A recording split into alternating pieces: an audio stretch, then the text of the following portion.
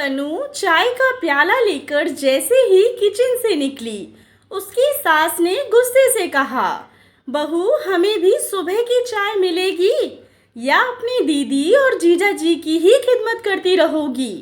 माँ जी आप कैसी बातें कर रही हैं? घर आए मेहमानों की आओ भगत तो करनी ही होगी ना।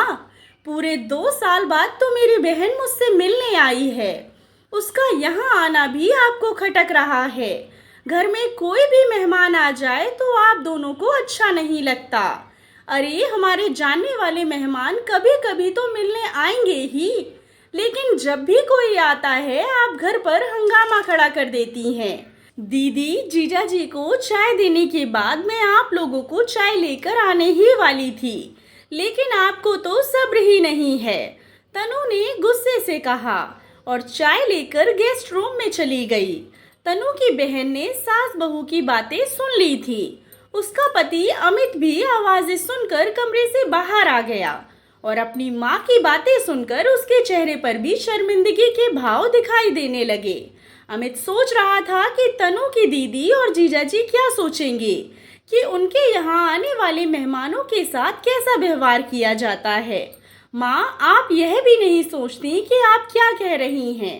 तनु की दीदी और जीजाजी क्या सोचेंगे कि हमारे यहाँ मेहमानों को ताने देकर उनका अपमान किया जाता है। बोलने से पहले कुछ सोच लिया कीजिए। अमित ने गुस्से से कहा, हाँ बेटा अब तुम भी यही कहोगे कि मुझे बोलने की तमीज़ नहीं है। अब तो मैं और तुम्हारे पिताजी इस घर के फालतू सामान हो गए हैं, जिसकी ज़रूरत किसी को नहीं है। इन्हें घर के कबाड़ खाने में फेंक दो, हमारा तो हाथ पकड़कर घर से बाहर निकाल दो या किसी वृद्ध आश्रम में फेंक आओ। अरे मैंने ऐसा क्या कह दिया? सिर्फ 1 कप चाय ही तो बहू से मांगी थी, पर उसने और तुमने लंबा चौड़ा भाषण सुना दिया। हम जानते हैं हम बुढ़ा बुढ़िया तुम लोगों पर बोझ हैं, पर हम भी इस बुढ़ापे में कहाँ जाएं? इसीलिए तो तुम लोगों की बातें सुनकर यहीं पड़े हुए हैं। इतना कहकर अमित की माँ जोर जोर से रोने लगी। अपनी माँ को रोते देखकर अमित घबरा गया। वह उन्हें चुप कराने की कोशिश करने लगा। उसे डर था कि कहीं तनु की दीदी और जीजाजी ने यह सब सुन लिया तो उन्हें कितना बुरा लगेगा कि उनका यहाँ आना उसके सास ससुर को अच्छा नहीं लगा। तनु की अपने मायके में बदनामी होगी। तनु भी शोर सुनकर नीचे आ गई। तनु के पीछे पीछे उसकी दीदी और जीजाजी भी थे। तनु की सास रोए जा रही थी। तभी तनु के ससुर ने वहां आकर आग में घी डालने का काम किया। अरे भाग्यवान, मैंने कितनी बार तुम्हें समझाया है कि बहू से कुछ ना कहा करो, वह जो रूखा सूखा हमें दे चुपचाप खा लिया करो।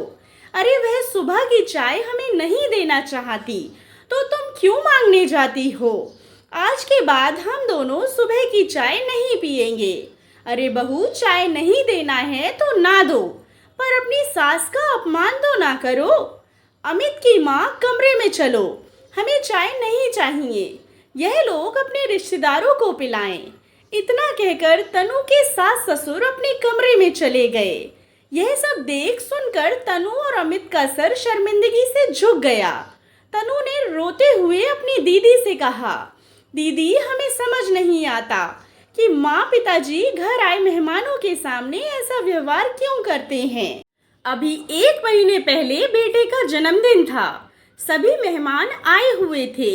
उन्हीं मेहमानों के बीच आकर माँ जी ने हंगामा खड़ा कर दिया।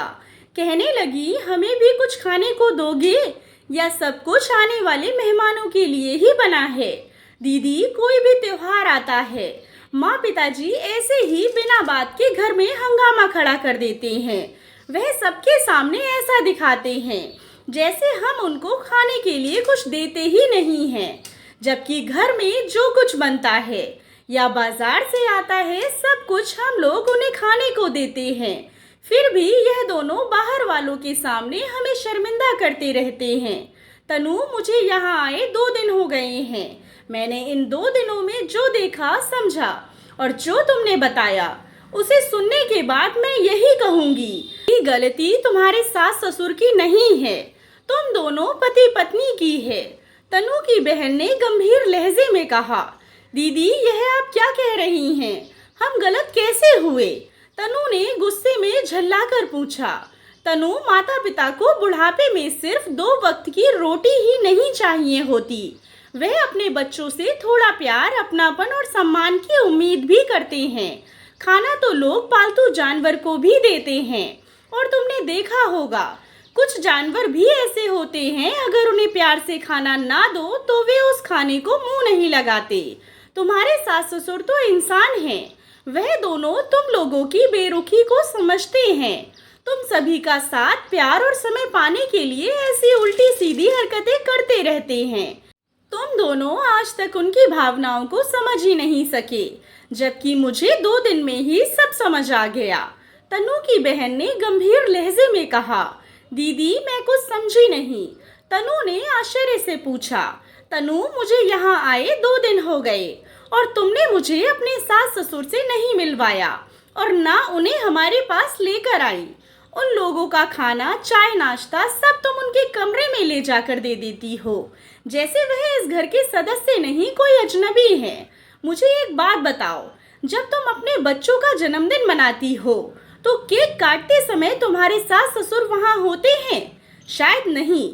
मैं ठीक कह रही हूँ ना? क्या तुम जब त्योहार पर अपने बच्चों के कपड़े लेकर आती हो तो क्या उन्हें दिखाती हो कि तुम क्या लेकर आई हो? त्योहार पर क्या बनेगा, क्या कभी उनसे पूछकर बनाती हो? और क्या कभी तुमने उनकी पसंद का खाना त्योहार पर बनाया है? जब से तुमने घर की जिम्मेदारी अपने ऊपर ली है, क्या तुमने कभी अपनी सास से पूछा, माँ आप करवा चौथ पर कैसी साड़ी लेंगी, किस कलर की लेंगी? तुम उन्हें कपड़े ला कर दे देती हो, उन्हें खाना बना कर दे देती हो, उनका हर काम करती हो, पर तुम उन्हें कोई अहमियत नहीं देती। तुम्हारे आने से पहले वह इस घर की मालकिन थी, अब वह अधिकार तुमने ले लिया। अच्छा किया तुमने जिम्मेदारी लेकर बुढ़ापे में उनका बोझ कम कर दिया, लेकिन उनकी अहमियत क्यों कम कर दी? जो काम तुम उनसे बिना पूछे करती हो, अगर पूछ कर करोगी तो तुम्हारा कुछ नहीं बिगड़ेगा, लेकिन तुम्हारे सास ससुर का मान सम्मान बढ़ जाएगा, उनके मन की कुंठा और डर खत्म हो जाएगा। तुम्हारे व्यवहार से उन्हें ऐसा महसूस होता होगा कि उनके स्वस्थ रहते हुए तुम उनको कोई तवज्जो नहीं देती। तो जिस दिन वे लोग शरीर से लाचार हो जाएंगे तो तुम उनके साथ कैसा व्यवहार करोगे? उनके मन में हीन भावना ने घर कर लिया है और इसके जिम्मेदार तुम दोनों हो। अभी भी कुछ नहीं बिगड़ा है। तुम दोनों चाहो तो अपने इस छोटे से घर को स्वर्ग बना सकते हो। तुम अपने बच्चों को भी उनके दादा दादी से दूर रखते हो। यह ठीक नहीं है। जो मैंने कहा है उस पर अमल करके देखो, तुम्हारे सास ससुर का व्यवहार बदल जाएगा और घर का माहौल भी। तनु की बहन ने समझाते हुए कहा। दीदी, आप ठीक कह रही हैं, गलती हमारी ही है। जैसा आपने कहा है अब मैं वैसा ही करूंगी। इसकी शुरुआत मैं अभी से करती हूँ। ऐसा कहकर तनु अपने सास ससुर के कमरे में गई और उनके पैर छूकर सिर झुकाकर कहा, माँ पिताजी, आप दोनों मुझे माफ कर दीजिए। अब आप लोगों का खाना, चाय, नाश्ता सब हमारे साथ होगा और यह जो आपके पोता पोती हैं, अब इन्हें भी आप संभालिए। मेरे पास इतना समय नहीं है कि मैं इन्हें कहानियाँ सुनाती रहूं। अब यह काम आप लोग कीजिए। अब से आप लोग यहाँ कमरे में नहीं, डाइनिंग टेबल पर चलकर हमारे साथ नाश्ता कीजिए। यही कहने में आई थी, मैं नाश्ता लगा रही हूँ, आप लोग वहीं आ जाइए। इतना कहकर तनु कमरे से बाहर चली गई। वह मन ही मन सोच रही थी कि सास ससुर आएंगे या नहीं। यही सोचते हुए वह नाश्ता लगा रही थी, तभी उसने देखा कि उसके सास ससुर वहां आ गए और अपनी अपनी कुर्सी खींचकर बैठ गए। तनु ने देखा उनके चेहरे पर मुस्कान और संतोष था। सभी एक साथ बैठकर नाश्ता कर रहे थे। तभी अमित ने कहा, पिताजी, मैं सोच रहा हूँ कि इस बार दीपावली पर आपके लिए सिल्क का कुर्ता पजामा और माँ के लिए सिल्क की हरे रंग की साड़ी ले आऊं। हरा रंग माँ को बहुत पसंद है।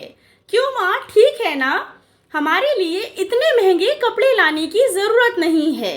इस बुढ़ापे में इतने महंगे कपड़ों का हम क्या करेंगे?